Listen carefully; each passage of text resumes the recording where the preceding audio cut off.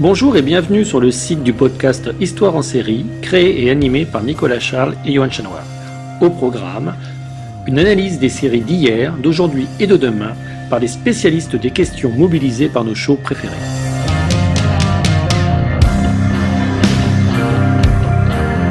Histoire en série, c'est le podcast qui met en relation histoire, sciences humaines et séries.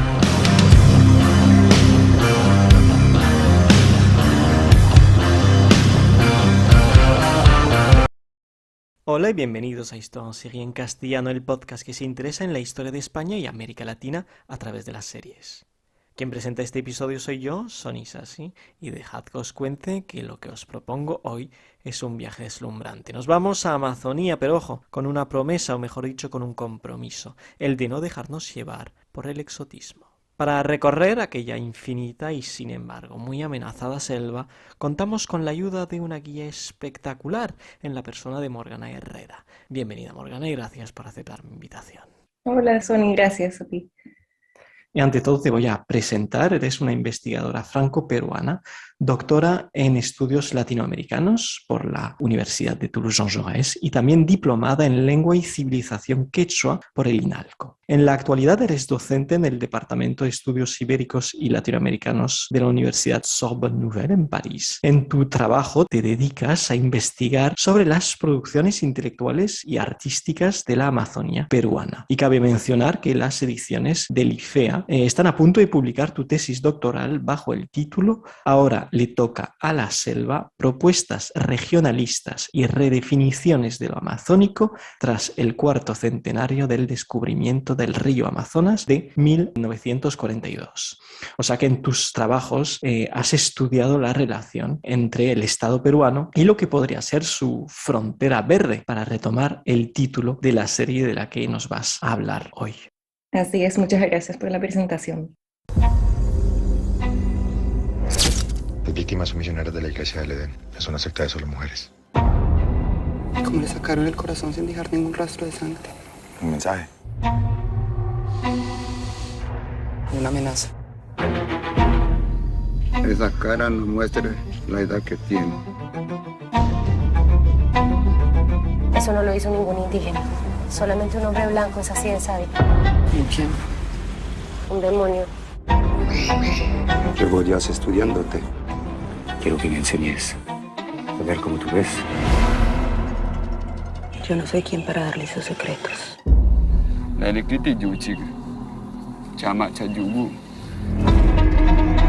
Tengo miedo. Tienes que ver más allá de ti misma. Hay algo. Primera pregunta, Morgana, acabamos de escuchar el avance. ¿Podrías tal vez presentarnos la serie y así aclarar en qué parte de Amazonía se centra Frontera Verde? Ya que hemos hablado mucho de Perú, sin embargo, no es una serie peruana. Es cierto, vale precisarlo. Y en Frontera Verde entonces es una miniserie colombiana que fue producida por una productora colombiana, dirigida por directores colombianos tan reconocidos como Ciro Guerra, Laura Mora y Jacques Tourmont. Y son 8 episodios que están en Netflix, que se estrenaron en el 2019.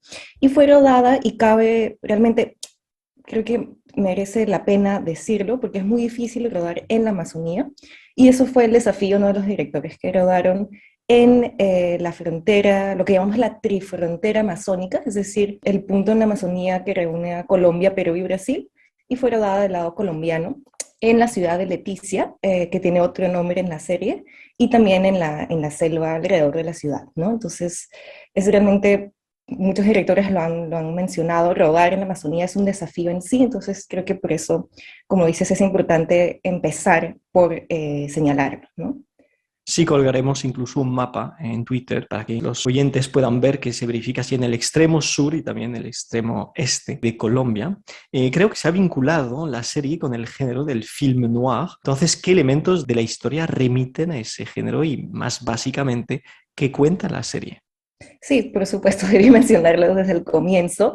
La propuesta de los directores y la productora es hacer una intriga tipo film noir en la Amazonía, ¿no? Este es como que el inicio del proyecto. Concretamente, como lo vemos en la historia, la serie empieza con el descubrimiento del cuerpo de unas mujeres que fueron asesinadas en la Amazonía colombiana, cerca de el pueblo de Yurumí, que es en realidad Leticia, en realidad, y son unas monjas de una congregación que se llama la Congregación del Edén, la Iglesia del Edén. Dentro de estas mujeres asesinadas hay una mujer indígena que es asesinada de otra manera, le han retirado el corazón, es muy impactante de hecho descubrir ese cuerpo. Y entonces la serie también empieza con la llegada de una detective que es mandada desde la Fiscalía de Bogotá, desde la capital, para investigar estos crímenes. Y esta detective, llamada Elena Póveda, va a contar con la ayuda de un policía local que está basado en Yurumí, que se llama Raimundo Bueno. Y vemos desde el comienzo toda la dinámica que hay entre esta detective mandada desde la capital a esta zona considerada de frontera, ¿no? Como bien lo dice el título de la serie, cuenta con la ayuda de este policía que es, de hecho, un policía indígena, que es el único que no es corrupto. Vemos como toda la policía del pueblo de Yurumí está totalmente, digamos, bajo la influencia de los narcotraficantes, de los traficantes de madera que ejercen en la región. Y bien, entonces estos dos policías van a investigar entonces el crimen, pero rápidamente, en realidad lo que más intriga, y es ahí donde quizás no sea tanto un filme noir, sino realmente una serie sobre el universo amazónico, lo que más intriga es el cuerpo de esta mujer indígena, que se llama Uche, porque no tiene ningún rastro de envejecimiento, y con la autopsia nos damos cuenta de que su cuerpo, su ADN, en realidad está mezclado con ADN de árboles y flores, ¿no?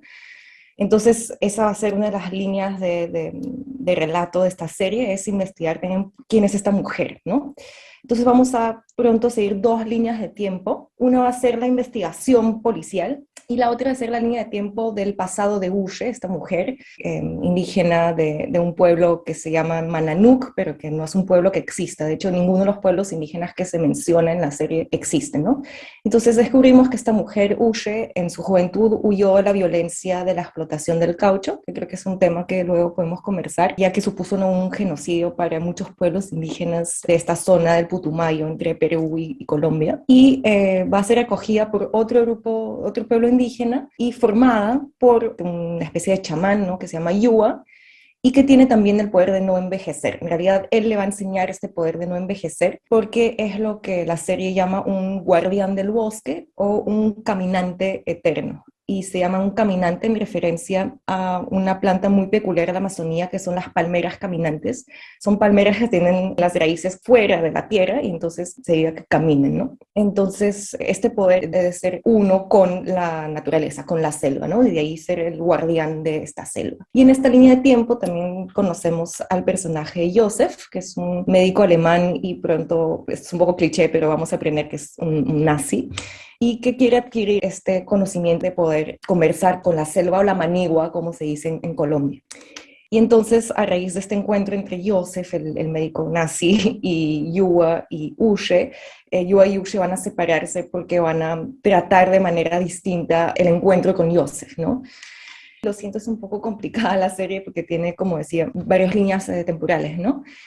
En paralelo a esta línea de tiempo del pasado de Uche, seguimos la investigación contemporánea, que no hay una fecha precisa, pero suponemos que es cuando se estrena la serie, entonces 2018, 2019, y vemos entonces cómo la investigación de Elena, la detective mandada de Bogotá, va a interferir con todos los asuntos locales, todos los tráficos locales, va a perturbar un poco el orden impuesto entre los traficantes y la policía, ¿no? Que tienen toda esta organización.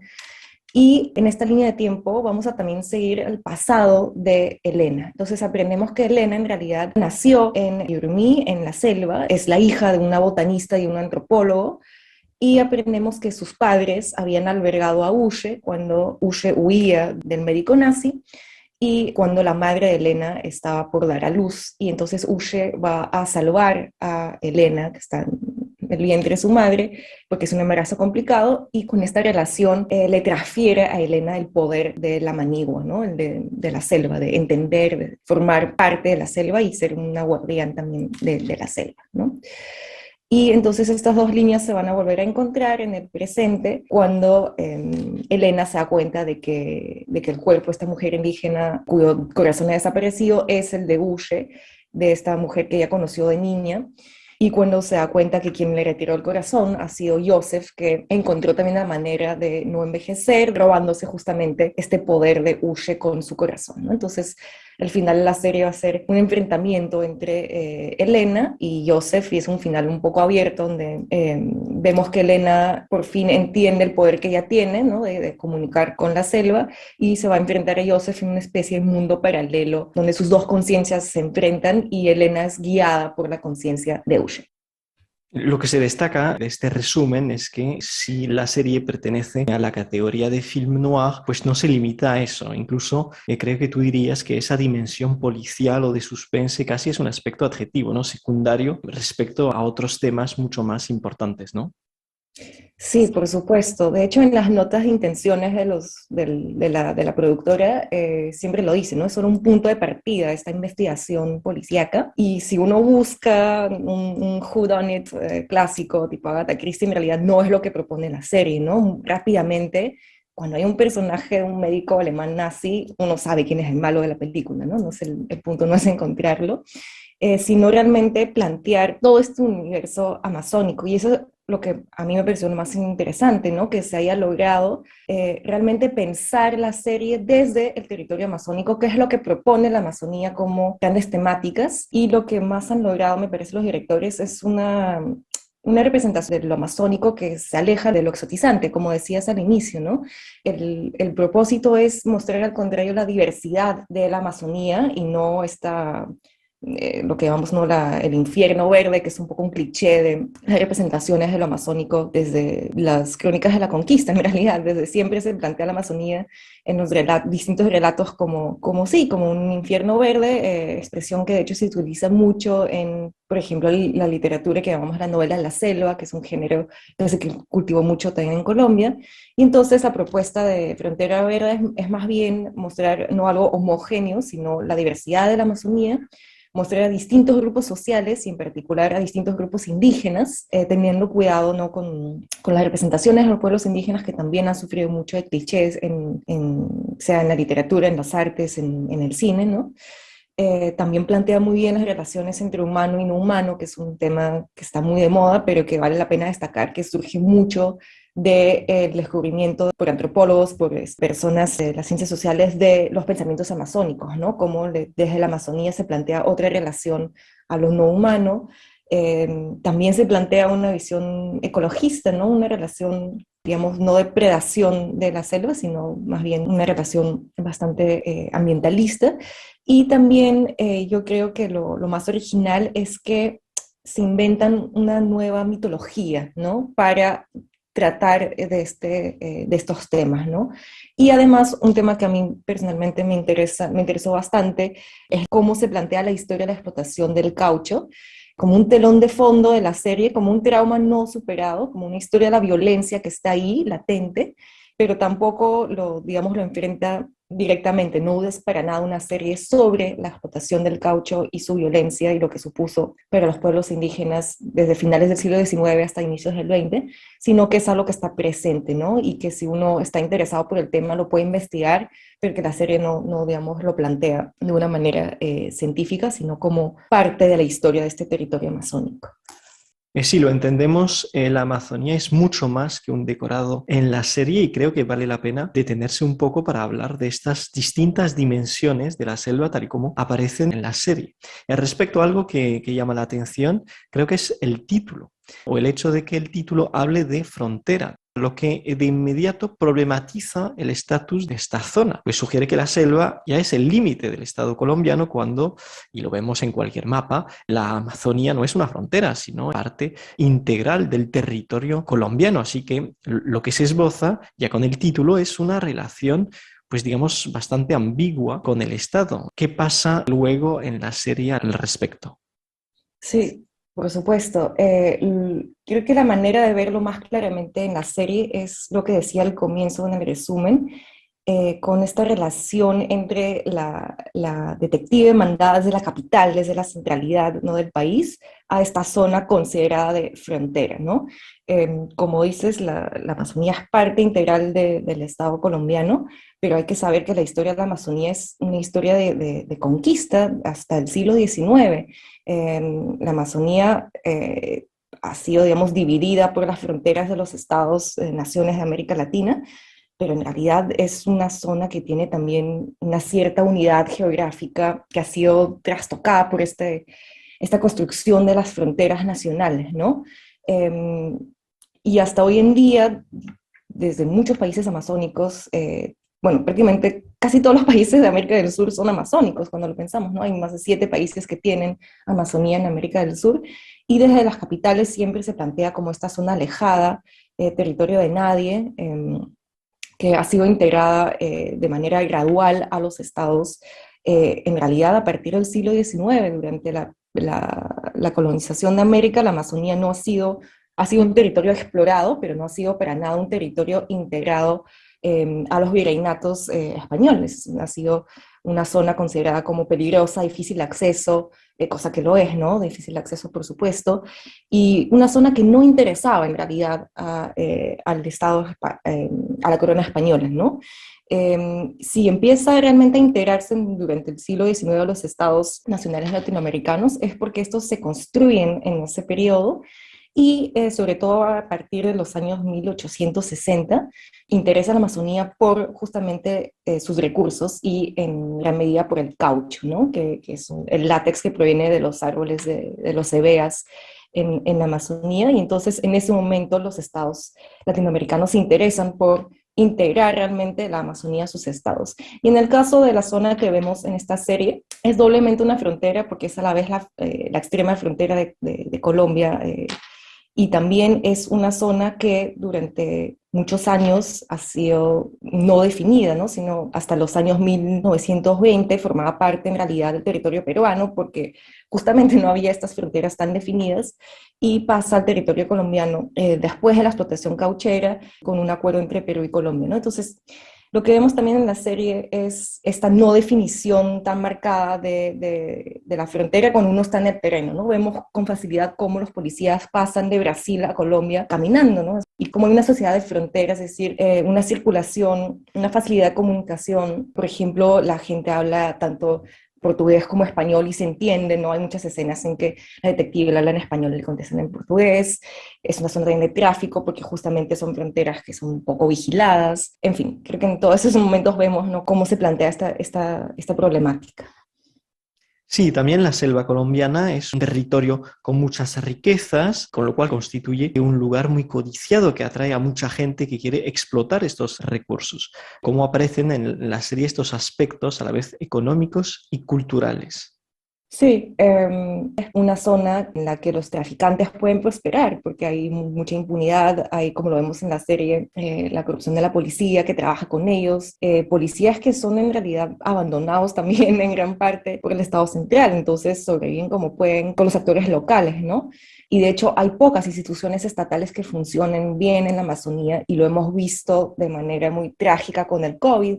La Amazonía ha sido uno de los territorios más afectados porque no llegaba, digamos, toda la política sanitaria no se implementaba bien en estas zonas alejadas, ¿no?, de los centros de poder y decisión. Entonces, en la serie, por ejemplo, vemos a un personaje muy importante que de hecho es interpretado por un actor ecuatoriano, lo cual también muestra, ¿no?, estas mezclas, esos contactos con otros países amazónicos. Vemos a un personaje, decía, de un talador ilegal, ¿no?, un traficante de madera, que es uno de los muchos tráficos que hay en la Amazonía, ¿no? Pensamos en la tala de madera, pensamos también en la explotación del oro, ¿no? Es una zona también de muchos minerales, la selva amazónica, y gran parte de la deforestación hoy en día se debe a la minería ilegal, ¿no? Entonces, esto no se ve directamente en la serie, pero se menciona de vez en cuando, ¿no? Se habla también mucho de los narcos, porque efectivamente, y sobre todo en un país como Colombia, ¿no?, la selva ha sido refugio de varios traficantes, y en particular de narcotraficantes, ¿no? Vemos también toda esta economía vinculada a estas explotaciones ilegales. Pienso en las escenas, no sé si son rodadas en Brasil, pero en todo caso que se dice que son en Brasil, este talador ilegal de madera tiene un nightclub, ¿no? Vemos toda esta red también vinculada al mundo de la noche y la prostitución. También vemos la explotación de madera que él maneja en la selva misma y vemos cómo es toda una sociedad muy mezclada, ¿no? Donde hay traficantes de madera que son blancos mestizos como este personaje, pero también indígenas, ¿no? Por eso digo que la serie no tiene una visión idealizada de qué cosa es la Amazonía, ¿no? La Amazonía es también un lugar urbanizado de explotación ilegal, de también abandono del Estado, pero también de explotación por el Estado, en fin. Todas estas dinámicas se ven, creo, bastante bien en la serie. También aparece una institución importante que es la Iglesia. Sí, la historia de la Amazonía o de la integración de la Amazonía a los estados-naciones latinoamericanos no se puede entender sin el papel de la Iglesia. Y es decir, que las congregaciones religiosas en la Amazonía han sido agentes de territorialización de los estados desde, bueno, los primeros desde la colonia española, pero sobre todo durante el siglo XIX. Y en la serie vemos a una congregación religiosa bastante extraña, la verdad, que son monjas alemanas, que creo que entendemos que llegan a esta zona en los años 40, y vemos cómo cumplen con todas las funciones que siempre se le ha delegado a las misiones religiosas en la selva, que es la misión y aquí no se me ve, pero lo digo con comillas, la misión de civilizar, como se decía en el siglo XIX, pero también en el siglo XX. ¿Qué entendemos por civilizar? Lo que se entendía desde los estados latinoamericanos era sedentarizar a los pueblos indígenas, hacerles trabajar, explotar la selva para beneficio económico, castellanizarlos por la educación, por supuesto, pero también algo tan simple y básico como vestirlos, ¿no? Hay todo un imaginario desde los centros de poder hegemónicos de pensar a los indígenas amazónicos como salvajes, desnudos, y la misión de las misiones religiosas era también concretamente eso, ¿no? Vestirlos. Y eso lo vemos muy bien en la serie, porque Uche, cuando estamos en la línea temporal del pasado y vemos que huye de la violencia del médico alemán, se va a refugiar dentro de esta congregación de monjitas alemanas. Y lo primero que hace, hay una escena en que vemos cómo se quita las pinturas corporales de su pueblo, ¿no? Que es algo muy común en las comunidades amazónicas, ¿no? De pueblos indígenas amazónicos. Hay muchos que utilizan con tintes naturales estas pinturas corporales, y vemos cómo Uche entonces se quita la pintura y se viste como las monjas de esta congregación, ¿no? Entonces, me parece que en la serie puede parecer como un detalle, pero es realmente un marcador visual propio de esta misión supuestamente civilizadora que tenían, ¿no? los religiosos y las religiosas en la selva amazónica. Quisiera ahora que nos centráramos más en los habitantes originarios de esta selva. A tu parecer, ¿consigue también la serie representar la diversidad de los indígenas y su forma de vida en la Colombia contemporánea? Sí, yo creo que ese es el gran acierto de la serie.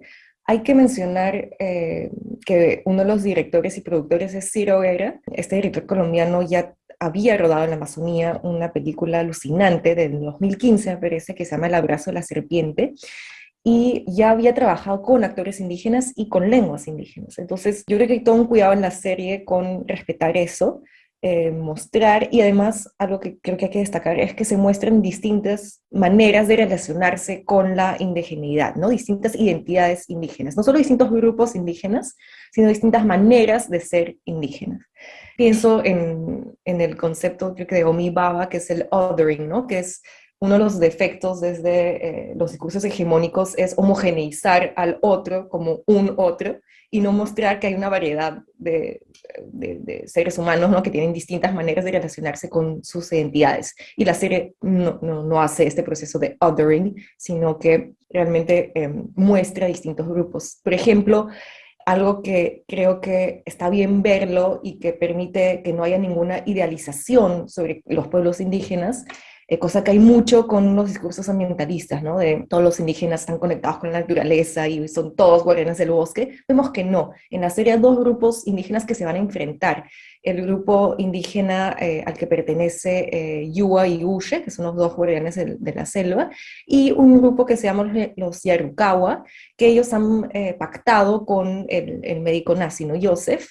Y de hecho es algo que también se vio durante la época de explotación cauchera. Se vio como algunos grupos indígenas pactaban con los capataces y también ejercían violencia hacia otros grupos indígenas, ¿no? O sea, digamos que dentro de esta relación de explotación con la Amazonía, muchos migrantes mestizos y blancos explotaron también conflictos que había entre grupos indígenas para manejarlos a su vez, ¿no?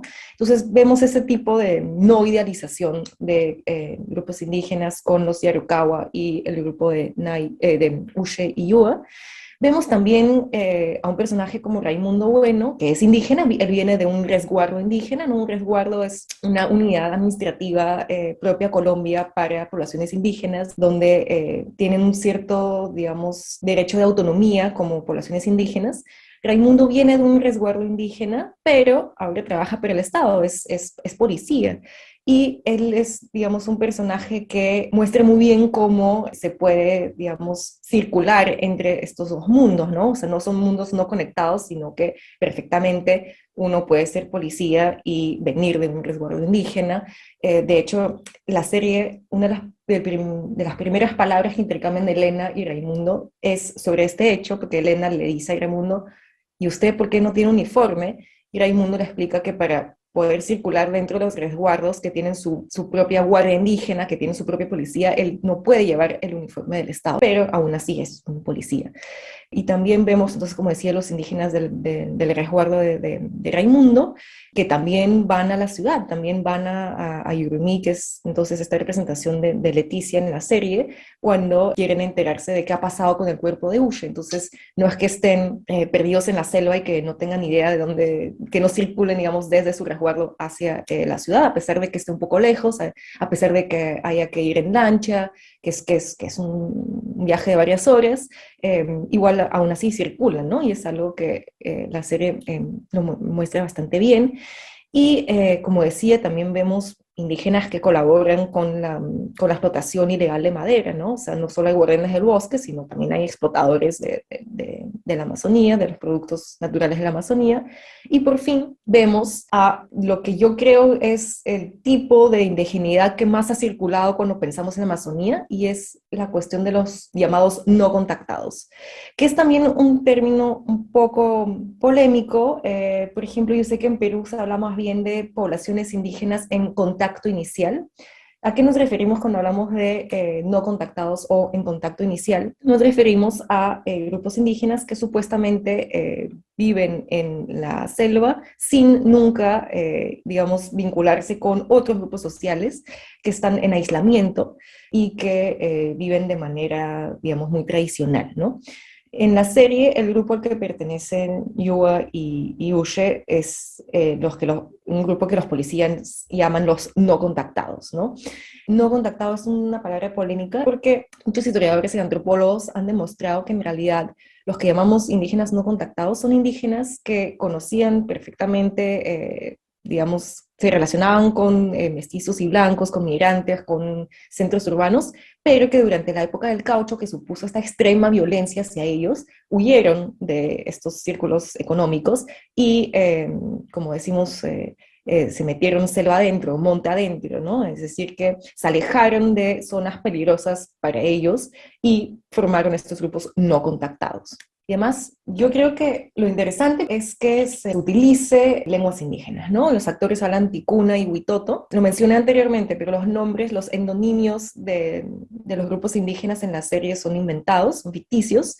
En realidad, los actores son principalmente de origen huitoto, que es uno de los grupos que más fue afectado por la violencia del caucho en esta zona del Putumayo. Entonces, por el uso de la lengua, yo creo que se les da un espacio bastante, digamos, respetuoso e importante, y además la serie empieza con una voz en off en lengua huitoto, ¿no? En realidad empieza con el sonido de la selva, con el sonido de bichos y de serpientes sobre las hojas de la selva, y encima de estos ruidos de la naturaleza escuchamos una voz en off, que es la voz del personaje de Yua, y que habla en huitoto, ¿no? Entonces hay algo bastante fuerte, me parece, de empezar una narración desde el sonido de la Amazonía y con una lengua indígena que ha tenido poca representación en lo audiovisual, ¿no? Fuera de los proyectos que justamente ya había realizado Ciro Vera. Por otro lado, tampoco hay que ser ingenuo, o sea, Ciro Vera no es un director indígena, ¿no? O sea, no es que tampoco hay una autorrepresentación de lo indígena en esta serie, sino que es un director respetuoso de pueblos indígenas, pero que también sabe que es algo que funciona bien, ¿no? Como decía, este discurso muy de moda hoy en día, no humano, ambientalista, ecologista, siempre se vincula con indígenas amazónicos. Entonces, también yo creo que hay esa intención, ¿no? Aún así, a mí me pareció un acierto empezar así y darle la palabra, literalmente, a estos actores indígenas, a pesar de que me parece que la actriz que interpreta a Uche no es indígena, y de hecho se utiliza mucho la voz en off cuando ella habla, porque me imagino que no es fluida en huitoto, ni mucho menos, ¿no? Y precisamente lo acabas de mencionar, otro aspecto insoslayable al hablar de la selva es hablar de la mismísima naturaleza, ¿no? Entonces, lo que te quiero preguntar es saber si se trata de una serie ambientalista. ¿Tú qué opinas? Yo creo que dialoga con el discurso ambientalista, porque para cualquier viente de la serie, la Amazonía siempre evoca eso. Entonces uno no puede no evocar el discurso ambientalista, ¿no? Pero lo que hace la serie es retomar la idea de que antes de hablar de ambientalismo occidental, ¿no? De las ONGs o a lo europeo, también hay una relación con la naturaleza y en particular con las plantas, que no viene de este discurso, sino que viene de un convivir de pueblos indígenas con esta realidad, ¿no? Y me parece que la serie nos invita a pensar con la selva, ¿no? A pensar con las plantas, literalmente, de la selva, mostrar cómo se puede convivir con ellas. De hecho, por eso es tan importante el descubrimiento de que el cuerpo de Uche tenga ADN que proviene de las plantas, ¿no? Es un poco una invitación a mezclarnos con las plantas, literalmente, y de hecho es una de las obsesiones del médico nazi Joseph, ¿no? Dentro del pensamiento nazi, a él lo que le interesa es encontrar la manera de ser encontrar al hombre superior, ¿no? Y para él, el que ha fusionado con las plantas tiene esta capacidad, ¿no? Entonces, vemos también que hay distintas maneras de verlo. Hay una manera muy, digamos, pachamamista, muy de moda, de relación con lo no humano, pero también vemos que puede ser recuperado por otras vías, ¿no? Me parece también que vemos, o sea, lo interesante de la serie es ver cómo uno que no viene de la Amazonía puede entrar en relación con las plantas de una manera que sea respetuosa y no depredadora. Porque si vemos solo el personaje de Joseph que quiere conquistar este conocimiento sobre las plantas, ¿no? De robárselo literalmente a los guardianes del bosque, que son Yua y Uche, también vemos que hay otra manera de relacionarse, ¿no? con la naturaleza, y pienso en el personaje de la madre de Elena, que es botanista.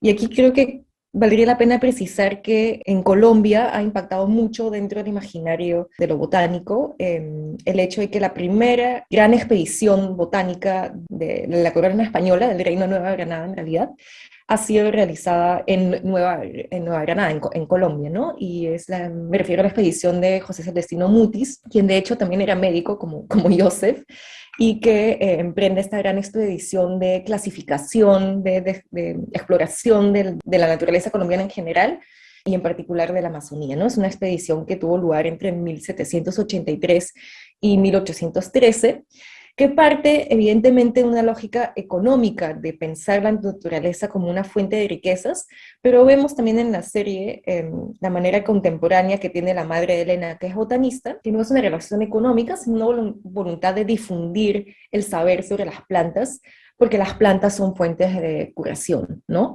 Y esta relación respetuosa que ella tiene con las plantas lo vemos por el vínculo que construye con Uche.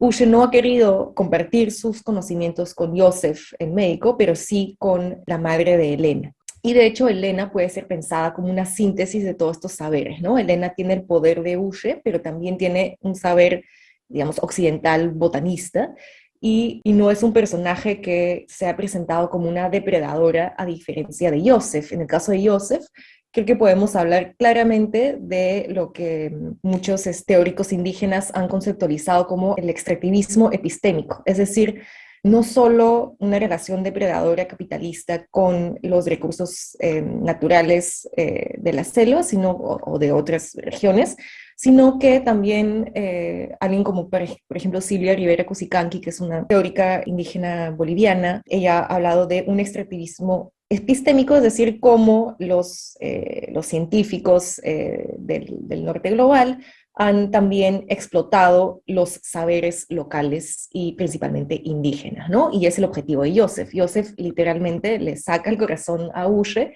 para extraer su conocimiento, ¿no? Bien, entonces también eso, ¿no? Quería realmente señalar que la serie no tiene una visión dicotómica de cualquier blanco extranjero que venga a la selva viene a robar los saberes de la Amazonía, sino que hay un personaje como la madre de Elena y la misma Elena que tiene una relación respetuosa con estos saberes.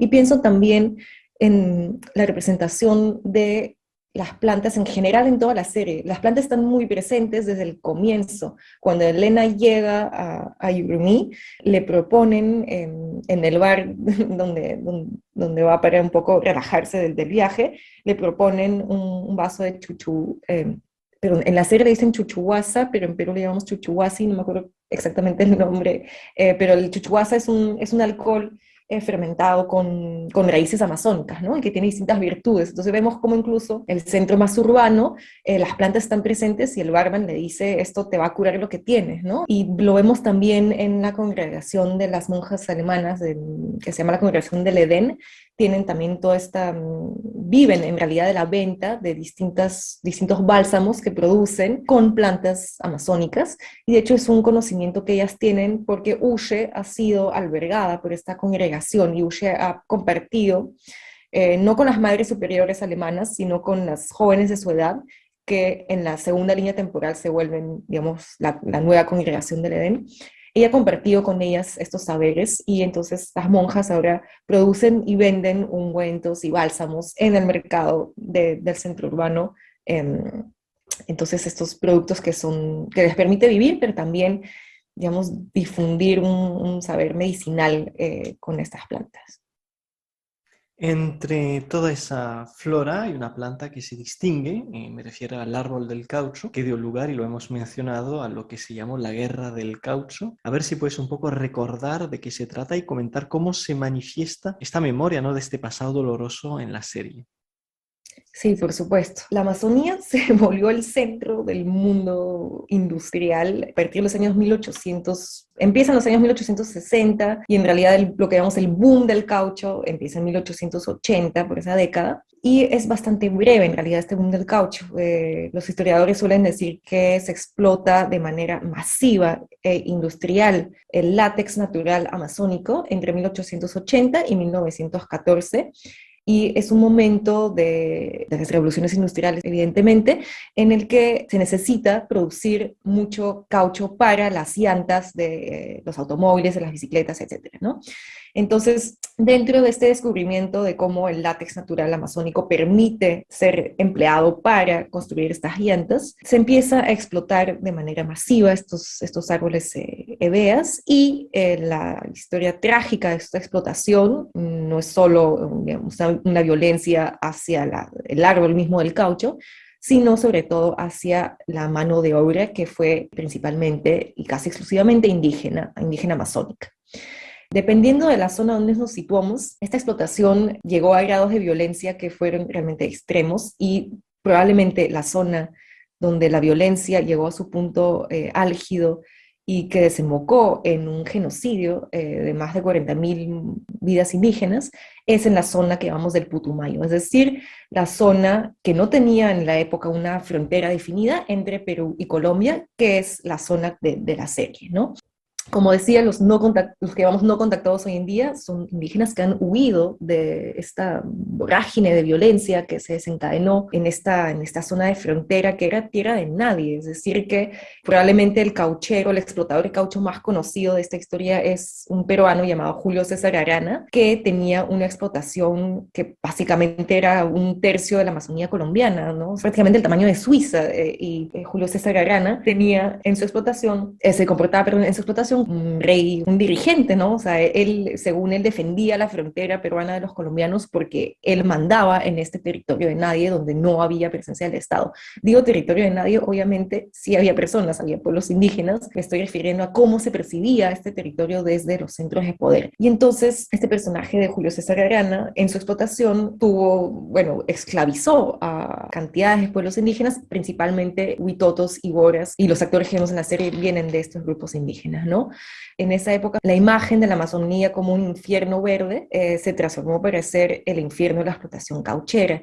De hecho, en la serie se habla mucho del personaje de Joseph como un diablo blanco. Yo creo que esto remite directamente a la visión de los caucheros que tenían los pueblos indígenas. Primero, porque eran efectivamente migrantes blancos o mestizos de otras partes del país, pero también porque los caucheros tenían una vestimenta muy característica de ellos, que nosotros nos evoca en Francia quizás más bien un traje un poco colonial, ¿no? Con ese sombrero blanco y esas camisas blancas, ¿no? En medio de la selva. Entonces yo creo que también una reminiscencia de esto cuando en la serie se habla de Joseph como este diablo blanco, ¿no? Y la otra manera que tiene la serie de abordarlo es explicando que Yua, el personaje Yua, es lo que llamamos un esclavo eterno, según la serie. Y esta idea de la esclavitud en la historia de la Amazonía se asocia al momento de la explotación cauchera, ¿no? Porque era efectivamente lo que ocurría. Y de hecho, cuando se denunció esta explotación esclavizante de los pueblos indígenas, se habló del escándalo del Putumayo y fue denunciado por, entre otras instituciones, por la Sociedad Antiesclavista de Londres, porque la explotación de Julio César Arana tenía capital británico. Entonces hubo investigaciones sobre lo que ocurría allá, fue denunciado por periodistas locales colombianos y peruanos, y entonces se investigó desde Inglaterra, se mandó a investigadores para saber qué es lo que ocurría allá, y se denunció entonces, se evidenció que había casos de esclavitud y sobre todo de violencia, de tortura y de muerte, ¿no? Entonces, cuando vemos el cuerpo de Uche en el primer episodio de la serie, que es colgada por las manos y sin el corazón, lo primero que dice Elena es: así colgaban los indígenas en la explotación caucheras, y Reinaldo contesta, ¿no? que efectivamente, y que él viene de un pueblo que ha sido afectado por la violencia del caucho, y que de hecho el cuerpo de Uche se encuentra en una antigua cauchería, ¿no? En una ruina de las caucherías, de las antiguas caucherías.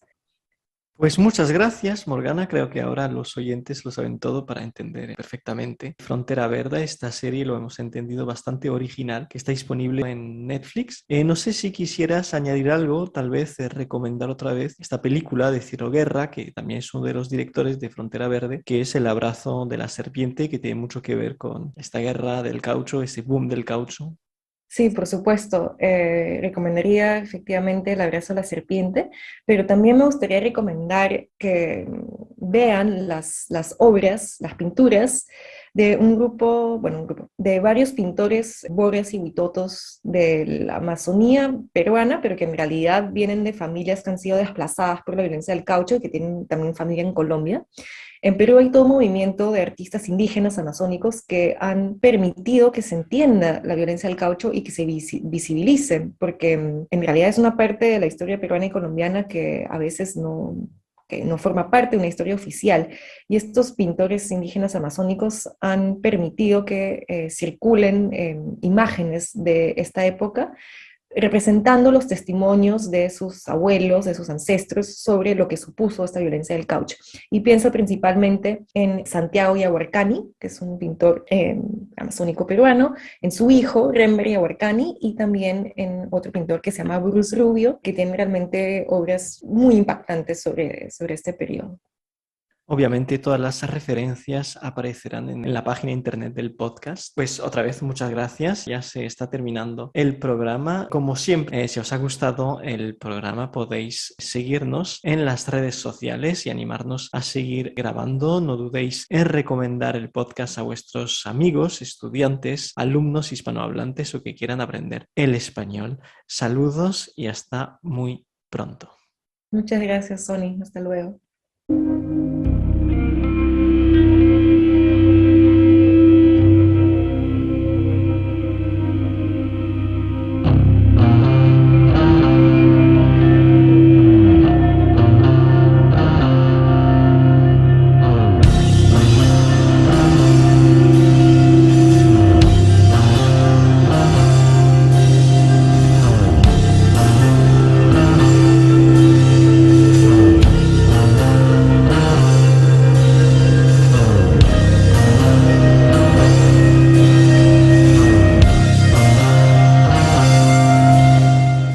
Retrouvez-nous sur Twitter @Histoire en série pour connaître le programme à venir ainsi que des conseils bibliographiques.